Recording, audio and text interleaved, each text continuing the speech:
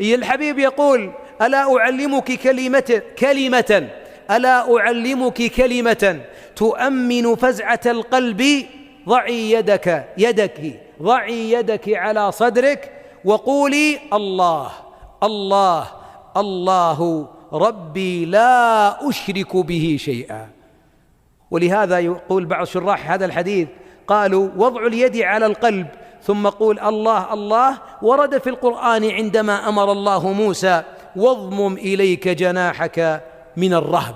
عندما رهب، عندما خاف، عندما فزع، ضم يده على صدره ليطمئن قلبه. الذين آمنوا وتطمئن قلوبهم بذكر الله، ألا بذكر الله تطمئن القلوب. إذن من العلاجات الدعاء.